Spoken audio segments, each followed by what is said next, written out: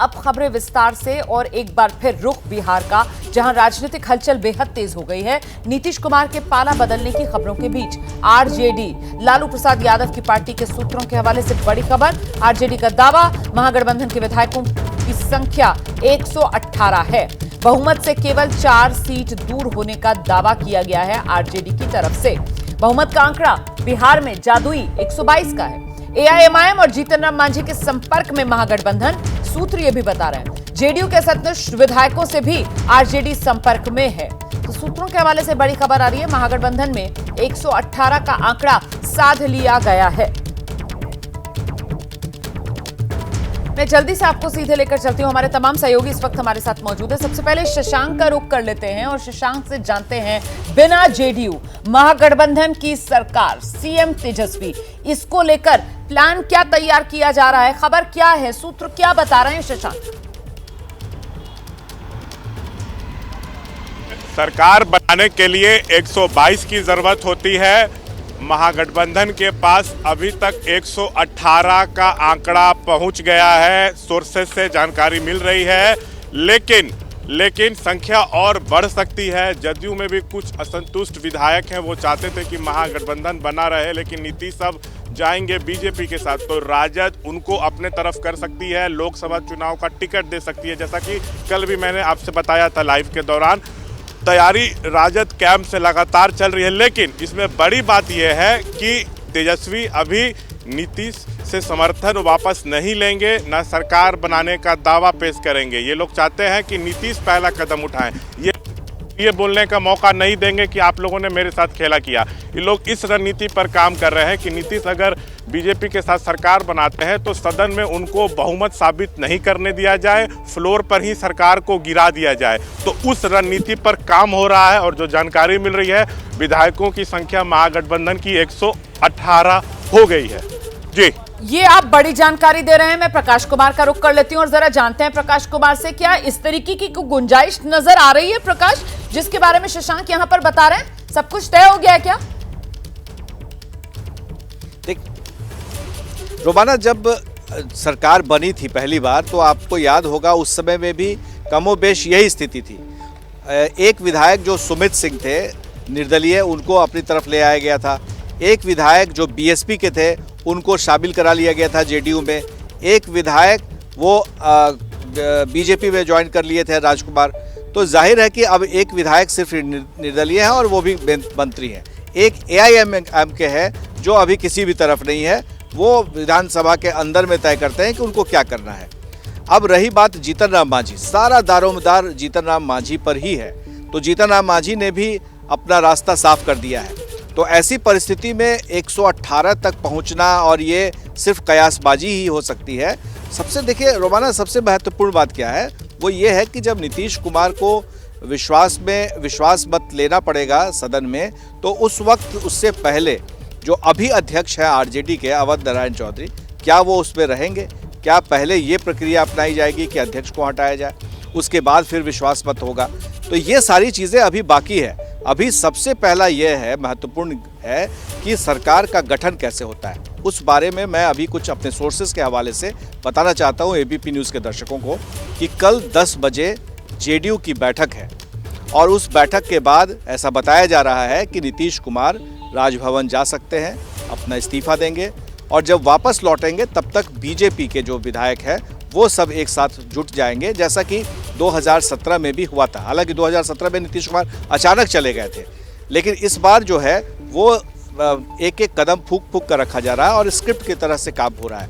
तो जब वो आएंगे तो फिर जाकर के दावा पेश करेंगे राजभवन में, जब वो नेता चुने जाएंगे विधानमंडल दल के, चाहे वो बीजेपी का हो और जेडीयू का हो और हम पार्टी के हो, तीनों पार्टी के लोग बैठेंगे और जब नेता इन तीनों चुन लेंगे तो फिर वहां जाकर के अपना दावा पेश करेंगे और फिर ये बहुत बड़ी खबर सूत्रों के हवाले से जो प्रकाश कुमार दे रहे हैं कि कल जो जेडीयू की बैठक होनी है जिसमें तमाम विधायकों को बुलाया गया है, उसी बैठक के बाद नीतीश कुमार राजभवन जाकर बतौर मुख्यमंत्री अपना इस्तीफा सौंपेंगे।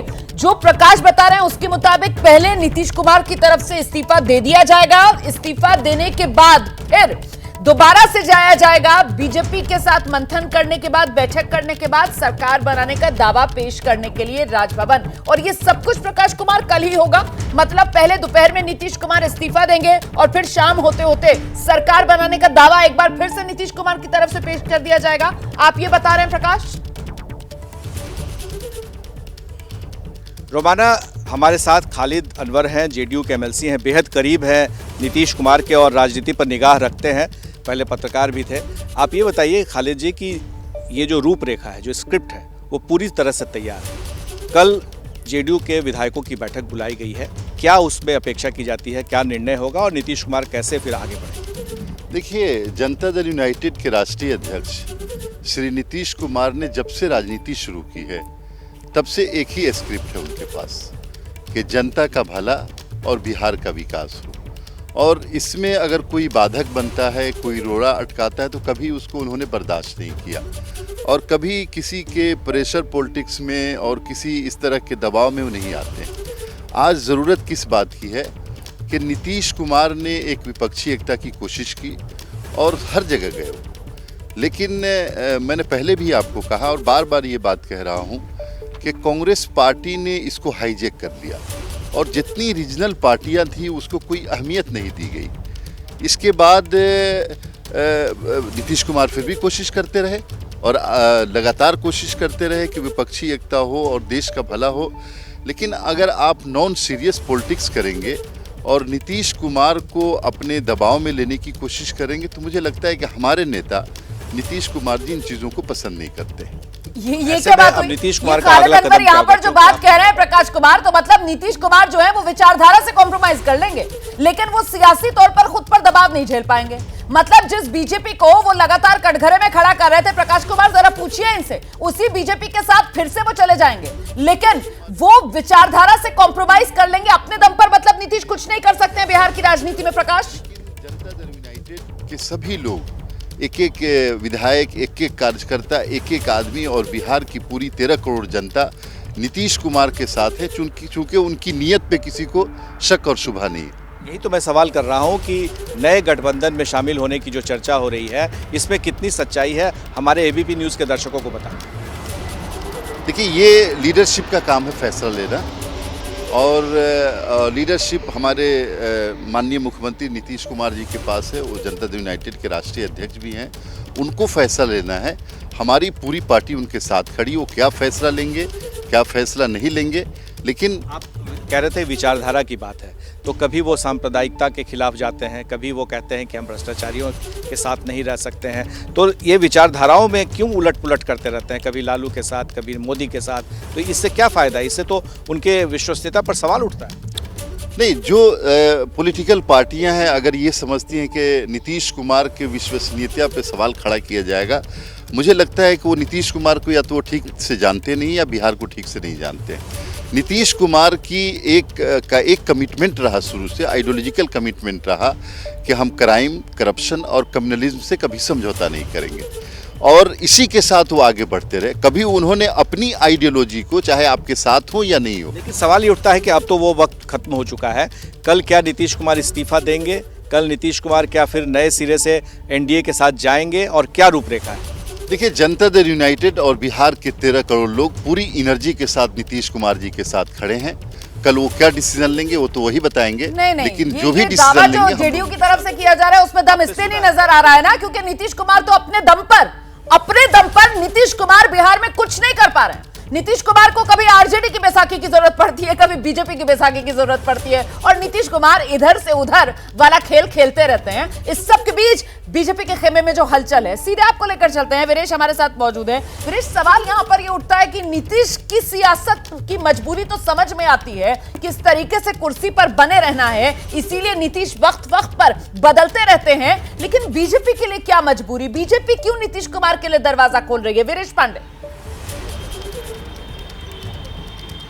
इनकी मजबूरी यह है कि ये भी सत्ता में आ सकें, नीतीश कुमार के जरिए आ सकें, सत्ता में बने रहें, आरजेडी को दूर कर सकें। बताइए प्रवक्ता जी, ये 17 साल मीडिया प्रभारी रहे और प्रदेश प्रवक्ता है राकेश सिंह जी, आपकी क्या मजबूरी है? नीतीश कुमार से आप लोग इतना दूर भाग रहे थे कि इस बार तो तय है कि नीतीश कुमार के पास हम जाएंगे ही नहीं। अब ऐसा खेला क्या हो गया? देखिए खेला तो हो रहा है, खेला हो रहा है। खेला तो हो रहा है। और आज हमारे यहाँ 4 बजे से विधायक दल की बैठक है, प्रदेश पदाधिकारियों की बैठक है। और परसों दिल्ली में बैठक हुई, उसमें राष्ट्रीय अध्यक्ष जी, गृह मंत्री जी, विनोद तावड़े जी, माननीय अध्यक्ष जी, नेता प्रतिपक्ष विजय सिन्हा जी, ये सब लोग बुलाया गया था, सुशील मोदी जी। और आज यहाँ बैठक है और 24 की तैयारी है। खेल तो आगे होना है और 24 में प्रचंड बहुमत की सरकार देश में नरेंद्र मोदी जी के नेतृत्व में बनाना है। बिहार में बिना सत्ता के रह नहीं सकते और सत्ता के लिए नीतीश जरूरी है। और बिहार में भी एक ईमानदार सरकार, स्थिर सरकार, मजबूत सरकार बनानी है।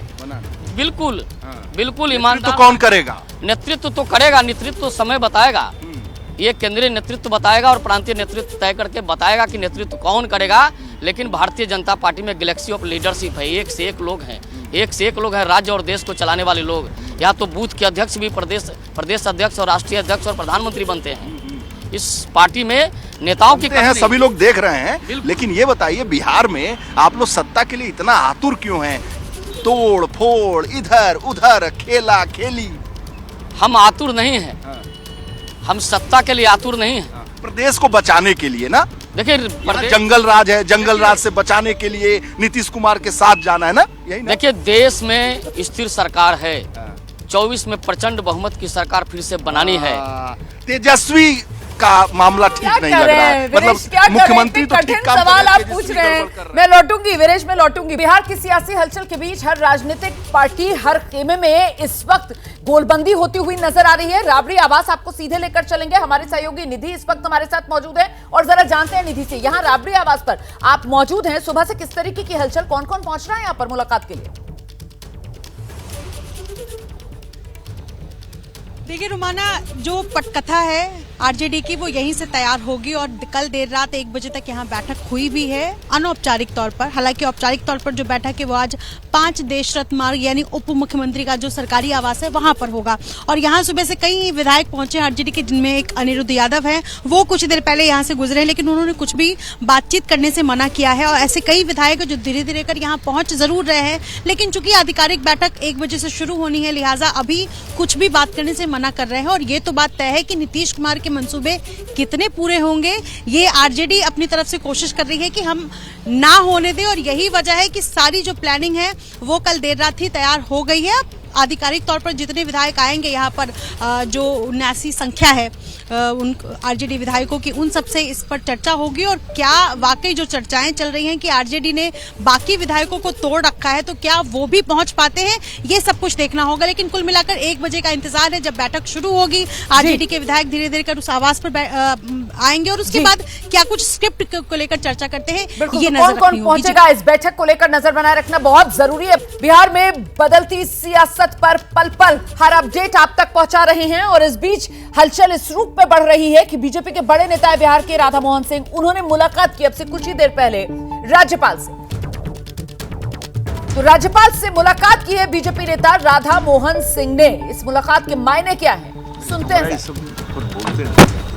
क्या गतिविधियां हैं?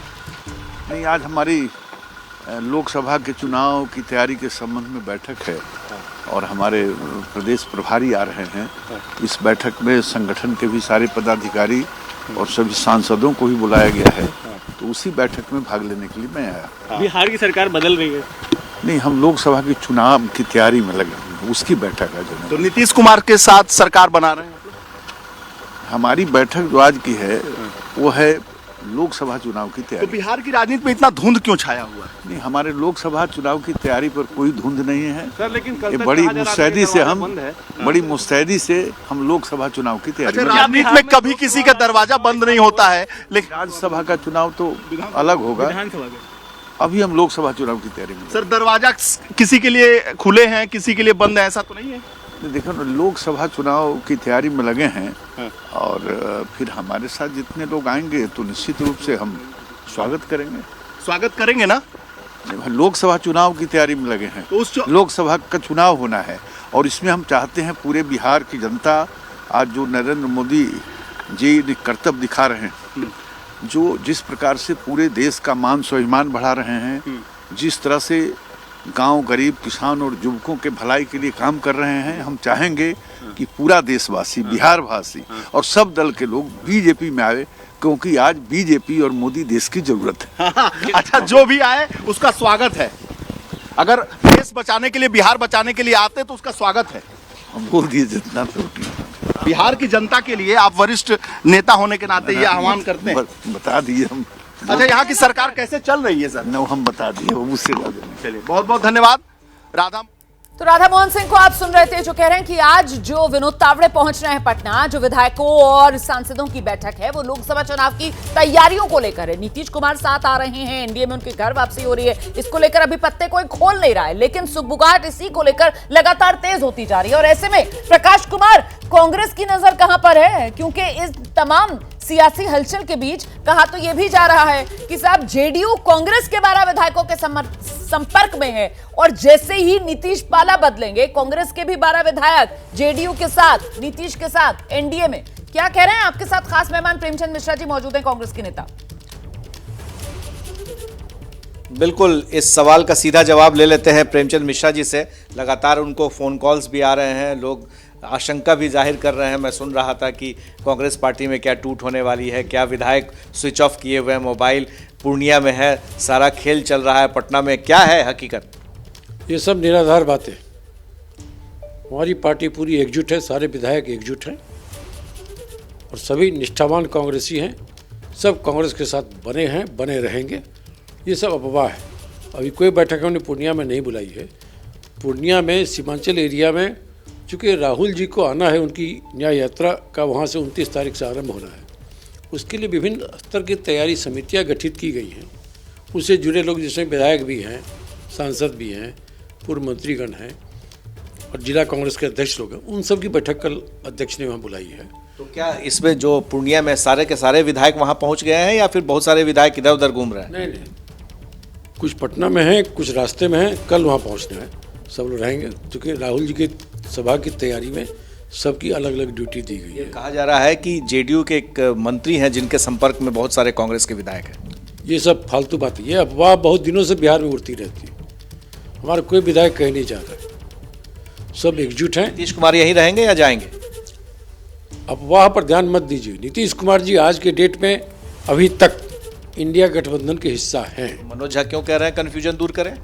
वो हम भी कह रहे हैं, जो असमंजस की स्थिति बिहार में बन गई है उसे तो दूर करना पड़ेगा। क्या असमंजस है? तरह तरह की बातें मीडिया में चल रही हैं, जाएंगे आएंगे पलट जाएंगे, इस तरह की बातों का कोई आधार है नहीं, लेकिन बात चल रही है मीडिया में। तो ये जो वातावरण बना है वो किसी भी राज्य सरकार के लिए अच्छा नहीं है। तो नीतीश जी को आगे आके स्थिति को स्पष्ट करनी चाहिए। तो क्या आपको लगता है कि बिहार में जो तेजस्वी के साथ कांग्रेस पार्टी, लेफ्ट पार्टी जो सरकार बनी थी, उसका कोई एजेंडा नहीं था, सिर्फ था कि सरकार में बने रहना है, इसलिए आप लोग आए थे?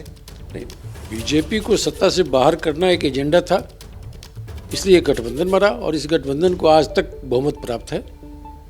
सरकार के ऊपर कोई संकट नहीं। आगे का नहीं पता, आगे का कौन जानता है, भविष्य की बात कौन जानता है, लेकिन बहुमत प्राप्त है गठबंधन सरकार को। आप भी ये मानकर चल रहे हैं कि नीतीश कुमार जा सकते? नहीं, हम मान के नहीं, हम तो मान के चल रहे हैं, हमारे गठबंधन का हिस्सा है वो। चले जाते हैं तो क्या करेंगे?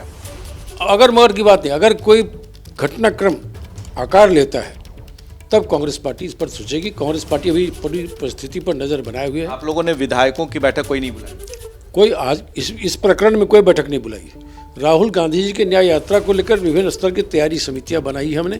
आप निश्चिंत हैं, जो होता रहे होना रहे? नहीं, हो क्या होगा क्या, कोई गड़बड़ उलट पुलट हो, कोई दिक्कत नहीं? कोई उलट पुलट नहीं होने जा रही है। तभी तो आप विधायकों को नहीं बुला रहे? नहीं, विधायक क्यों बुलाएंगे? विधायक हम तैयारी में लगे। सारी पार्टियां बुला रही हैं, आरजेडी बुला रखा है, लेफ्ट बुला रखा है, सब। विभिन्न पार्टियों का बुलाना, हम लोग को जरूरी सारी पार्टियां अपने विधायकों को बुला लें। अब परिस्थिति बस निर्णय लिया जाएगा। आज के डेट में हम सब राहुल गांधी जी के न्याय यात्रा की तैयारी में लगे। जेडीयू ये जो बराबर कह रही है कि सीट शेयरिंग में देरी, लचर व्यवस्था है कांग्रेस पार्टी की, उसका ध्यान नहीं है, इंडिया गठबंधन पर से ज़्यादा कांग्रेस पार्टी अपने खुद ही अकेले चल रही है, इस आरोप को कैसे देखते हैं? ये सब मैं समझता हूँ निराधार बातें हैं। 5 राज्यों का चुनाव भी महत्वपूर्ण घटनाक्रम था जिसमें कांग्रेस पार्टी की प्रायोरिटी थी। इंडिया गठबंधन तो हम ही ने बनाया ना, इंडिया गठबंधन के काम सुचारू रूप से चल रहा है, सीट शेयरिंग पर भी बातचीत चल रही है। नीतीश कुमार लेगा। अब नीतीश जी पता नहीं क्यों बोल रहे हैं, क्या बोल रहे हैं, तो वही बताएंगे। लेकिन गठबंधन में सीटों के बंटवारा से लेकर अन्य कई प्रकार के, क्या आपको लगता है कि नीतीश कुमार इसी बहाने बाहर निकल जाएंगे, सीट शेयरिंग दे रही, जैसा कि कांग्रेस पार्टी पर आरोप लगा रहे हैं? मैं इसे कोई आधार नहीं मानता सरकार से हट जाने का, कहीं चले जाने का। मैं सोचता हूँ नीतीश जी एक परिपक्व नेता हैं और वो इंडिया गठबंधन के साथ बने रहेंगे, ऐसा मेरा मानना है। आपका दिल कह रहा है, दिल नहीं मान रहा है कि नीतीश कुमार जा रहे हैं, लेकिन हकीकत जो है उसको आप छिपा रहे हैं। नहीं नहीं, हम क्यों छिपाएंगे, जो चीज़ें सामने स्पष्ट हैं। क्या स्पष्ट? लेकिन कोई घटनाक्रम जब तक आकार नहीं लेता है, इस पर क्या लोग रिएक्ट करेगा, मेरा वो मानना है। ऑन रिकॉर्ड आज तक, अभी के डेट में, अभी के समय तक नीतीश जी हमारे गठबंधन के हिस्सा हैं। लेकिन आप लोग की मुलाकात नहीं हो रही है किसी से? प्रेमचंद जी से ये पूछिए कि रिएक्ट नहीं करेगा इंसान, लेकिन अगर इस तरीके की खबर है तो ऐसा ना हो, गठबंधन इंटैक्ट रहे, उसके लिए तो कोशिश करेगा ना। ये क्या कोशिश की जा रही है इनकी तरफ से? कोई कोशिश की जा रही है या बस बैठकर देख रहे हैं? ये ऑब्जर्वर बन गए। तो मुलाकात क्यों नहीं हो रही है? रोमाना इसार खान वहां पर हैं, वो सवाल पूछ रही हैं कि अगर ठीक है जिस तरह की असमंजस की स्थिति बन रही है नीतीश कुमार, तो सरकार बचाने के लिए आप लोगों की तरफ से क्या कोशिश हो रही है? वैसी परिस्थिति आएगी तब निर्णय लिया जाएगा। मैं समझता हूँ बीजेपी जो चाहेगी वही हो जाएगा, इतना आसान नहीं है। विधायकों का जो इक्वेशन है विधानसभा में, राजद, कांग्रेस, वाम दल, ये मिला के बहुमत के करीब होता है। और अगर मांझी जी ने कोई बढ़िया निर्णय ले लिया तो बहुमत का आंकड़ा हम पकड़ लेंगे। तो इसलिए परिस्थिति के हिसाब से बदलेगी, ऐसा मेरा मानना है। तो महागठबंधन की नाव जो है वो मांझी पार लगा दें, इस उम्मीद में महागठबंधन के नेता बैठे हुए फिलहाल नजर आ रहे हैं। लेकिन मांझी की तरफ से कहा जा रहा है कि ऐसा वो कुछ नहीं करने जा रहा है। वो नरेंद्र मोदी के नेतृत्व में एनडीए में बने हुए हैं, डटे हुए हैं। और इस सब के बीच बिहार के मुख्यमंत्री नीतीश कुमार बक्सर पहुंच गए हैं। तस्वीरें आपको दिखा देते हैं।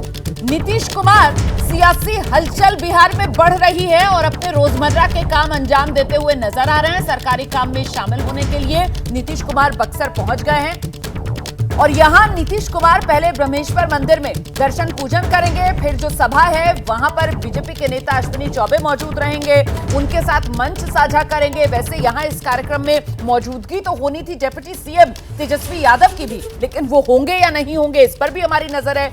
इस वक्त की बड़ी खबर आपको बता देते हैं, बीजेपी के बिहार प्रभारी विनोद तावड़े पटना पहुंच चुके हैं। पटना पहुंच गए हैं बीजेपी प्रभारी विनोद तावड़े।